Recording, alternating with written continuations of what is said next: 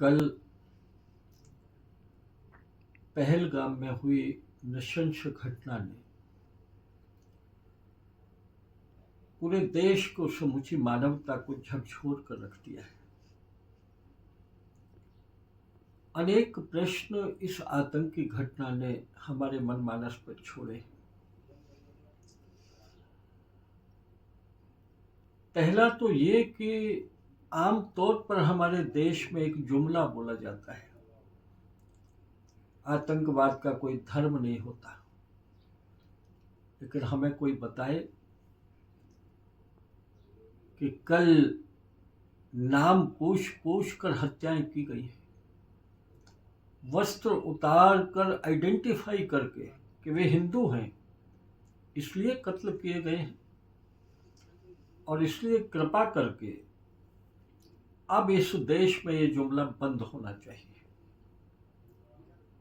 कल मुगलिया अत्याचारों की याद दिला दी है उन पैशाचिक कृत्यों ने। थोड़ा धैर्य रखें।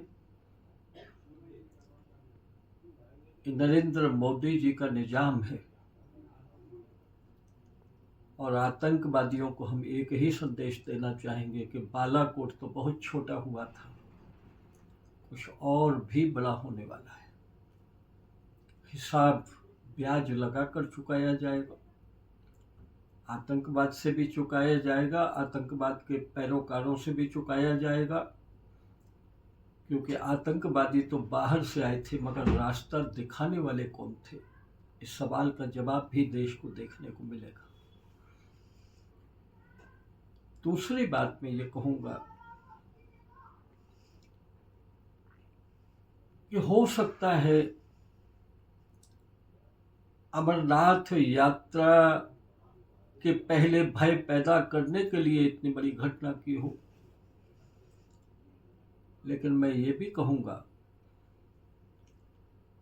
कि कायराना हमला करके हिंदुस्तान में भगवान अमरनाथ की यात्रा रोक देने का दिवा स्वप्न आतंकवाद को नहीं होना चाहिए।